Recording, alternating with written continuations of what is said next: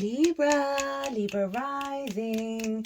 How you doing, Libra? This is your reading for the Gemini new moon that's happening on the 26th or 27th of May 2025, depending on what part of the planet you're currently hailing from. In the Americas, it's the 26th. The rest of the world, it's the 27th.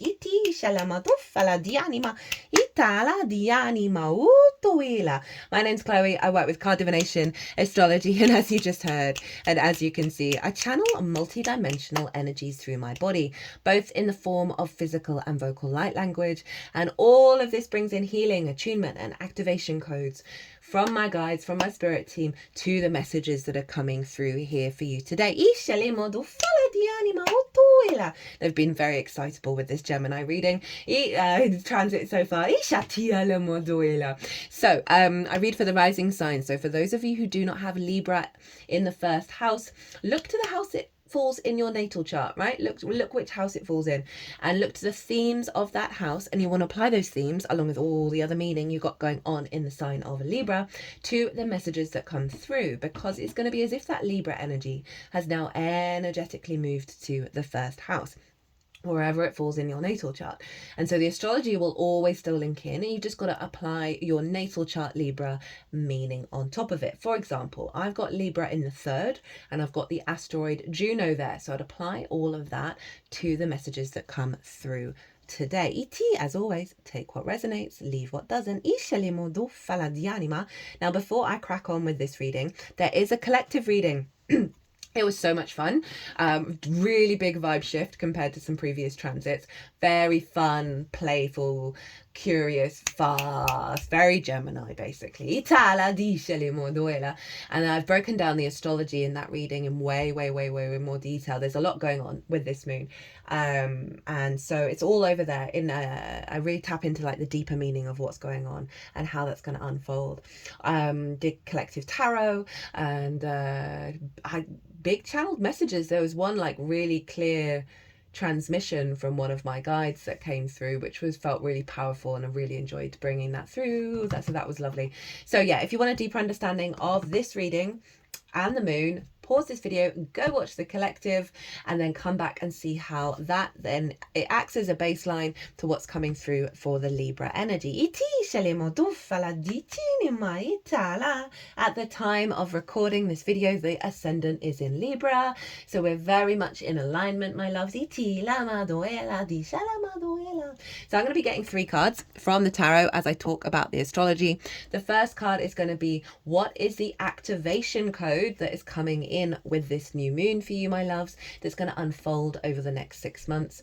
And then we're going to get a card on how to work with that energy, how to facilitate it, amplify it, right? Really help work with it. What to focus on, basically. We're also going to get a card on Jupiter and what blessing Jupiter is leaving behind in the sign of Gemini, because before the Sagittarius full moon, which is obviously ruled by Jupiter, it will have moved into the sign of Cancer on the 9th of June. So we're not going to have Jupiter in Gemini for another 12 years. So what blessing has Jupiter left in the sign of Gemini for you, my love? So we're going to get a card on that, as well as the card at the bottom of the deck, and we're working with 3 different oracle cards, which I will get at the end of the reading.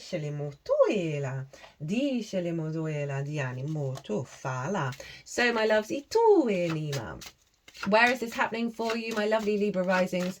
Well, it's over in your 9th house of perspectives, the house of the gods. This is your morals, your ethics, your philosophies, your connection to book, religion, source, nature, science, all of those matrices that are bigger than you, that you are figuring yourself out within them, mapping yourself out through the world, figuring out, okay, well, what kind of matrix do I want to build?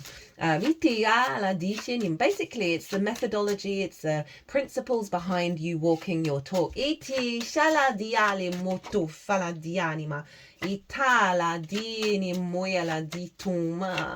And it is also about mastering of something, a higher learning.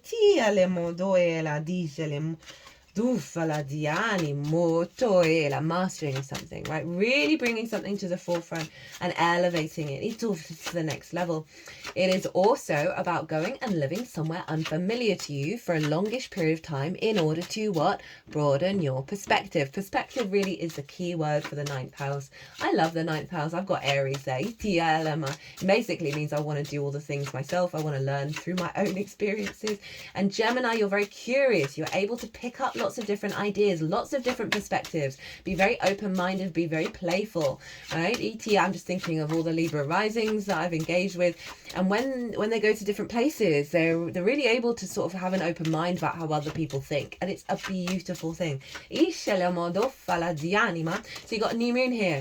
So setting intentions around elevating your perspectives, mastering your perspectives, mapping out your matrix and feeling confident in how you see the world and how you operate. The 9th house can get a bashing because of everything that's going on in the world, where we can then prioritize the drama and the chaos and the conflict and the war and the famine and all of that, and we can fall into the doldrums and fall into the pit when it isn't actually your true perspective, right? It's your understanding of what you're observing, but it isn't your perspective, right? So this is a recalibration around that, a realigning back to the play and curiosity of existence. Elevating that. If you want to master something and learn something, take it to the next level, this is a great new moon to set that intention of setting your energy up for that. If you've got any shadow wounds around how you perceive the world, how your perspectives are received, this house is about teaching, but we're not here to change people's minds. We're simply here to share perspectives. So you can really set intentions around releasing any need for anyone to agree with what you think. With how you perceive. And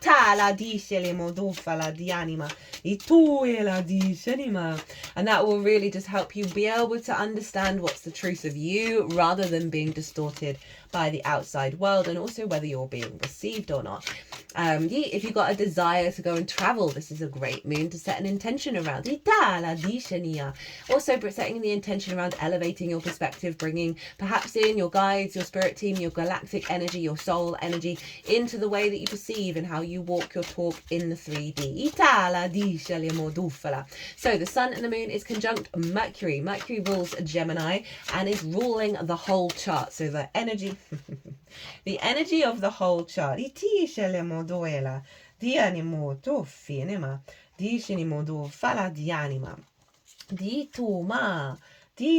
God, I've messed up the whole deck. Diale motoela dishanima etani ela moyala dianima ishani motoala diani motoela dishale modoela dianima. Now that card had come out before and I put it back. Ishale modofala dianima diani motoela diani moyala. What was I saying? Yes, Mercury.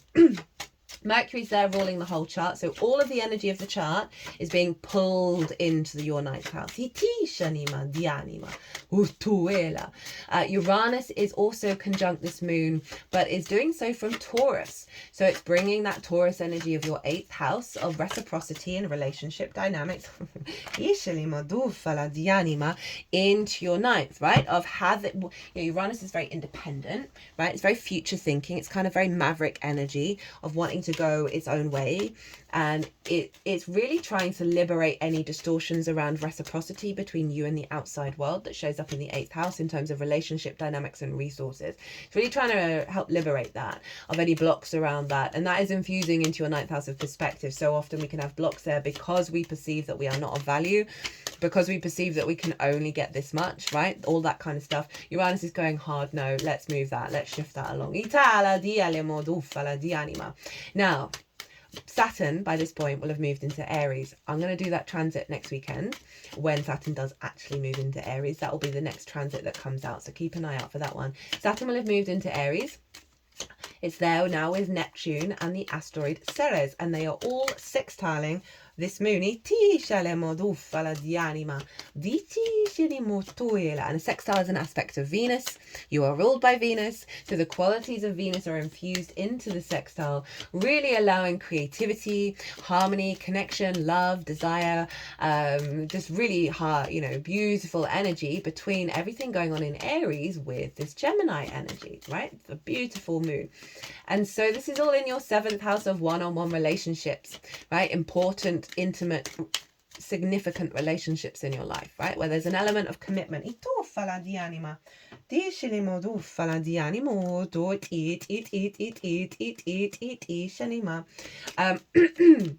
And that can be a business partner, one-on-one clients, intimate friends, long-term committed romantic relationships, as well as your relationship with Source. So all of this going on. Saturn, a sense of commitment, integrity, responsibility.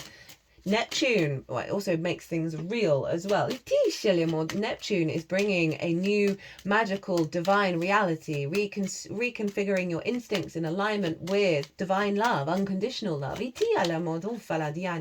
Ceres is bringing abundance. Abundance, fertility. She represents the grain, the growing of the grain and the harvest, reaping what you sow. So there's very nurturing energy. There's a divine love here. There's a strengthening of your commitment. Now, as I said, this can relate to all of those different versions of the other that may be showing up in your life. And this is in alignment with your perspectives, right? As well as that Uranian energy in terms of relationship dynamics. This feels like a huge reboot, a boost of you knowing your own value, you knowing how to show up as yourself and share your perspectives, embody your perspectives in alignment with when you're engaging with the other, being able to really feel in your flow, in your grace, in your power when it comes to the other. And that's going to lead to an elevation of that relationship type, right? That one-on-one relationship type that's leading to a sense of stability, a sense of structure that serves you. Oh, you got a bonus card. Really allowing a stability of you being you.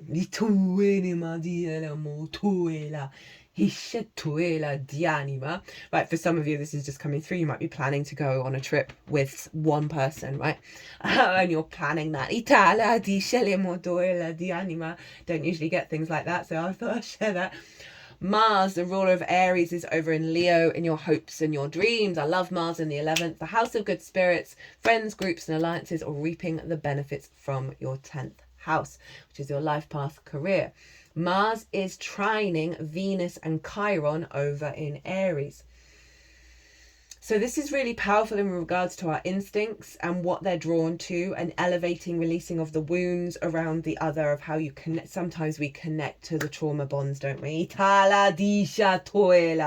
It took me ages to realize the people that I'd fallen in love with didn't look like my dad, didn't act like my dad, but the relationship situation was the one that got imprinted into my head between my dad and my mom, and then my dad and me. Took me ages to figure that one out, and I was like, hard no. Now I know it's not happening again.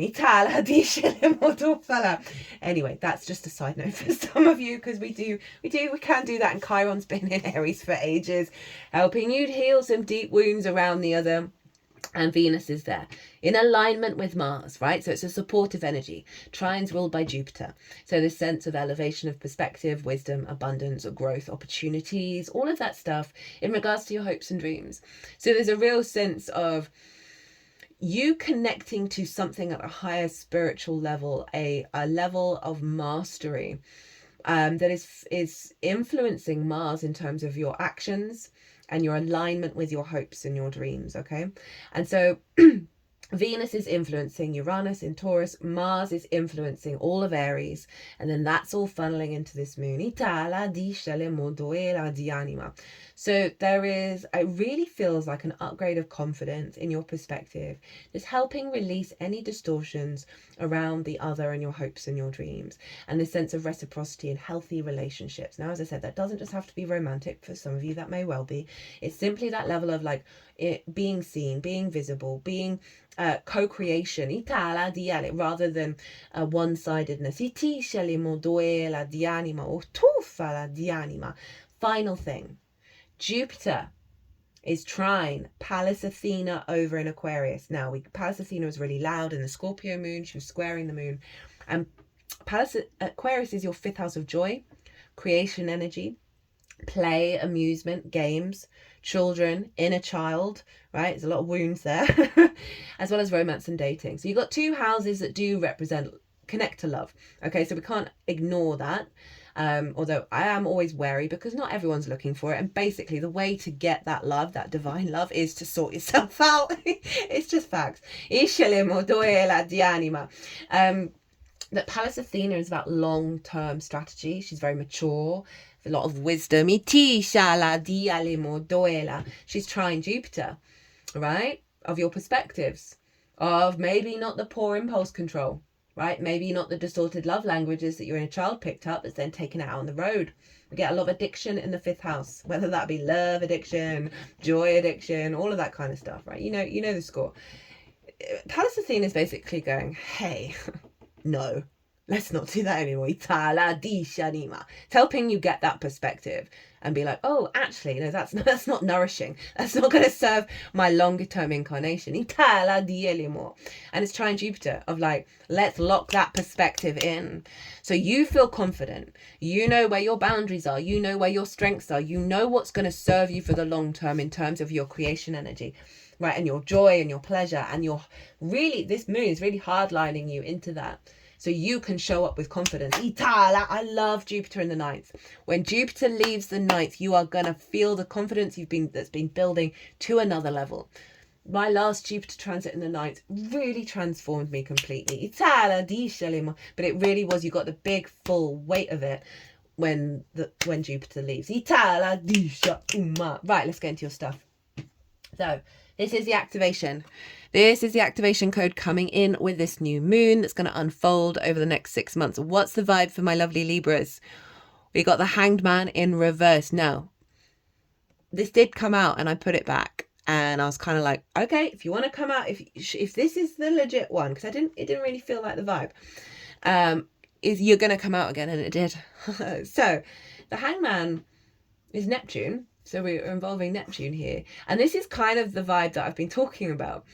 So the Hangman in reverse is when and I do feel like there is an element of, when the Hangman is in the upright, there is an element of pause. And I do kind of feel like it's in the upright as well as being in the reverse.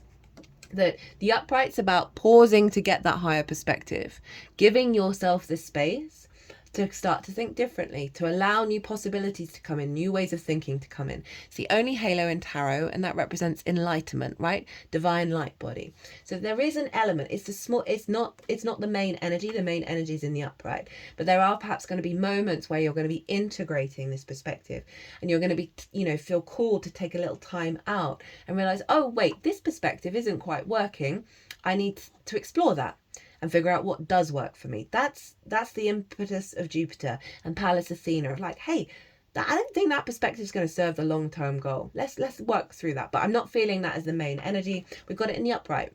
So this is when you're in the full embodiment of your confidence, your wisdom, your enlightenment, and you're taking it out on the road. So this is the intention of the unfolding of this moon, of you being fully embodied in your divine perspective, right? It's also Neptune, who does represent divine love.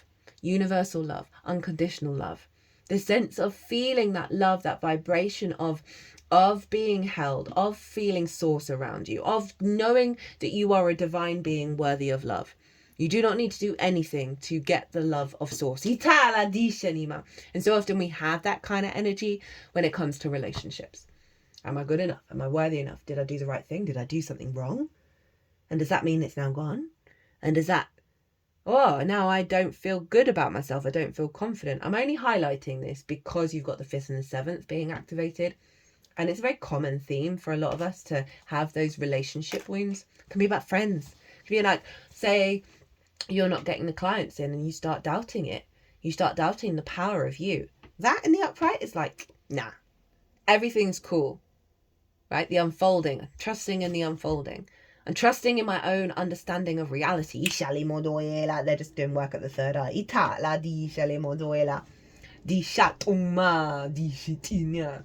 Its legs are in the shape of a 4. which represents stability. It represents structure, foundations. Dianimo tufala. You know, I'm going to talk more about this with the Saturn transit in Aries. But Saturn in the 7th, if your relationships aren't leveling up, if they're not responsible, mature, committed,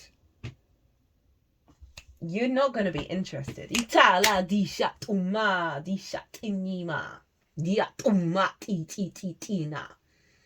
So, how to work with this energy, what to focus on, how to amplify that Hanged Man in the upright. We've got the Page of Pentacles. Okay, this feels like the Uranian energy over in Taurus. Pages are very useful. They've just got into the court. They're not jaded. They want to talk to everyone. They want to experience everything. They want to learn. They want to grow. They're open to new possibilities, right? So that's the vibe. Be open to new frequencies. Start communicating from a place of openness and curiosity, right? And again, the Uranian energy in your 8th house are in regards to relationship dynamics. They're really wanting you to be open to this new frequency that's coming in, and really nurture yourself. Really nurture yourself and care for yourself. Give yourself the opportunities of self-care and self-love, and be excited about opportunities coming your way. Communicate in a way that serves your physical incarnation, in the way that serves your longevity. Be bold, be brave, be open.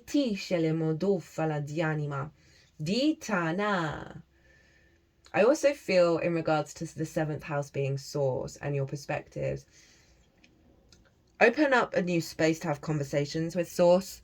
You're going to get a lot of messages, a lot of downloads about the truth of who you are and the power of you. I'm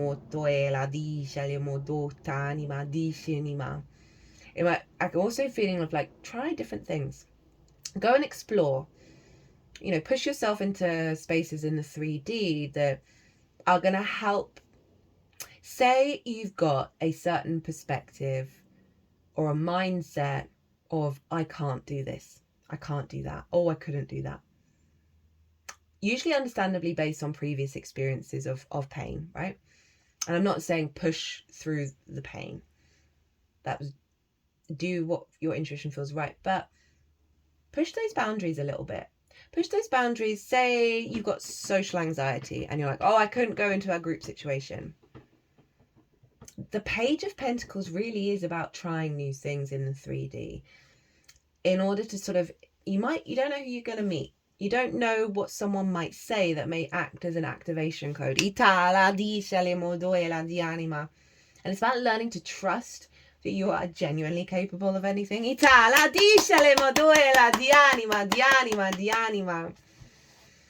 there we go. Right, they like that one. Okay, so what's Jupiter? What's Jupiter's blessing? It's leaving in the sign of Gemini for you.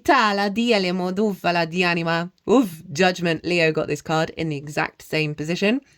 So this is Ascension. This is the resurrection, leading to the clearing of dead, stuck energy in your field, whether it's from old versions of self, the ancestors' past soul lineage. This is the resurrection of that dead energy, letting it transmute and transform and be released and raised up and ascended. You are ascending to good judgment that serves your incarnation. Your perspectives are ascending. This is Pluto. Where's Pluto? 5th house of creation energy. Also romance, dating, love, children, play, amusement, all of that stuff. Ascending. Like high vibe love vibes I'm getting here, as well as high vibe power in your perspective. It feels like it's not shaking it. The confidence there. And, you know, the clearing of like, am I worthy? Am I capable of this? Those kind of perspectives that are limiting beliefs. Now, the 8 of Swords is Jupiter and Gemini. And that is all about limiting beliefs. And so this is really powerful. It's like a hard clear out. You might want to look also to where your Pluto is in your natal chart, because that might add on. Did I do all the cards? Did I do? Oh, I didn't do Rainbow Brainskull. Did I? Nope. I swear I did. Anyway, must have not. Sorry, I got a bit distracted there. Anyway. All is well. We're okay not to be perfect. Okay, cool. I love it when that happens. When I do a little bit of a fuck up and it actually turns to be about code. You got Virgo, South Node in your 12th house. Libra, if you've not seen the Virgo, Pisces, North Node, South Node transit series, it's in its own playlist, easy to find. Trust me, I need to rewatch it because I'm not doing it in the same way that I was at the time. You got a lot going on in your 12th, which makes a lot of sense with this. Too many. We just want one.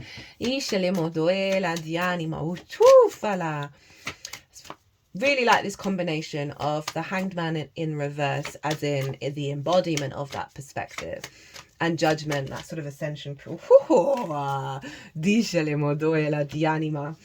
know, okay, what's the root energy? I've completely forgotten what this card is. So this is the root energy of the Hanged Man in the upright. Didn't I say Leo got the Judgment? I like this a lot. This is you being at peace with yourself through love and kindness.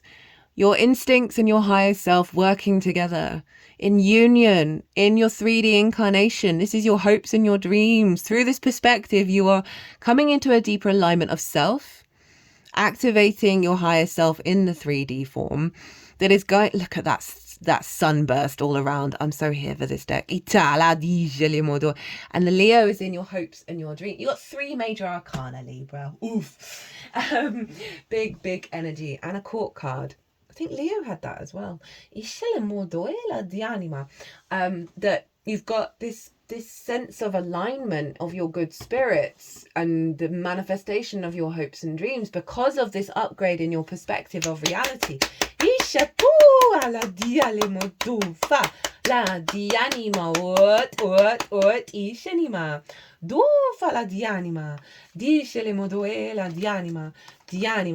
so we've got these 3 cards. I'm really enjoying using this deck. I'm using quite quick cards for the oracles because we're dealing with Gemini here, so it's fast. So we have Solitude, Compassion, Vision. Interesting card. I like this. So the Solitude, you know, they're far away from the group. Okay, this kind of ties in with you getting right with the truth of your own perspective. And this feels a bit more in the past, as well as that aspect of the Hanged Man being in the upright, of giving yourself the space to really get to know how you perceive reality and the truth of your soul's understanding of reality as well. And so that's a really beautiful little energy of like, maybe over the next, 6 months, take a little time to reconnect back to you, right? The other can really distort. We've got a big focus on the other. We can prioritize the other over ourselves. So this is really saying, come back to yourself. And then we've got compassion, very similar to the strength card of love and kindness. Be really aware of, perhaps there's some perspectives that come through difficult situations. Or there are parts of yourself, and we've all got them, that we don't like. Right? And we don't understand where it comes from. And often it comes from disaster situations, trauma situations that get embedded within us. So this is really saying there's some deep healing work that's going to be going on. And this is allowing you to make peace with all the versions of you, all the parts of self. There may be some just stuff in there from the ancestors that you don't understand where it's come from. Or how you can't plot the pathway of why this is manifesting in this way, of really coming to deep compassion, deep empathy of all the things, which is allowing you to make peace, right? And be confident within yourself and allow yourself to not be perfect. And through that, we're getting the vision, right? We're getting real alignment of the third eye, of your vision that is sovereign to you, that is really elevating rather than the external and the crowd, you and how you see things and standing in your power with that. That's really beautiful. I really like that. The anima. Okay, so from Rainbow Brainskull, we have World maker is only job in the final future. Your perspective makes the world that you live in.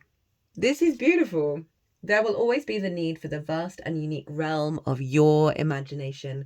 We love originals. Share your vast inner world. It's the one thing that can never be automated. Love that with the Vision. Love that with the Hangman and the Upright. This is really you, and you're building your own matrix. You're building your own perspective that is true to you. That's the Uranian energy. That's your Uranian energy that's helping you facilitate that. That's true to you. That is not based on the expectations of anyone else. Now, those perspectives of anyone else may be part of your perspective, but not because of them, but because you've come to that decision that that's what you perceive, and that's how you're going to move through the world.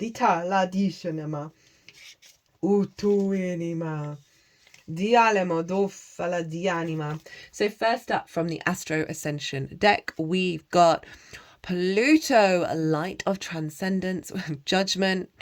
There we go. As I said, that's the Pluto card. Find power in the shadows. That's going back to give yourself some time, some space to recalibrate, right, as this unfolds. And really, you know, as I said, getting the downloads from source. We've got transformation, intensity, destruction, death, deep truths, rebirth, renewal, power, wealth, obsessive desire. You're going through a very powerful and important phase of your life. It might be intense, but it will all be worth it in the end. You're taking your power back. Yeah. And it will be epic. Hang in there. The shadow side of this card is the darkness is consuming you. You need to redirect your focus and energy. Maybe seek help or support. So that might be relevant to some of you. I love this deck because it does kind of highlight, like, Pluto's a lot. I've got it in my 7th, and it is, but it wants us to inherently be neutral. So if there's some obsessive and possessive stuff going on that is completely knocking you off your power,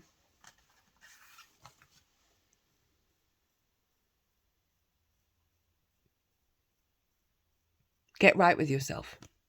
Get right with yourself. Diatoma, dishatoma, tishinia.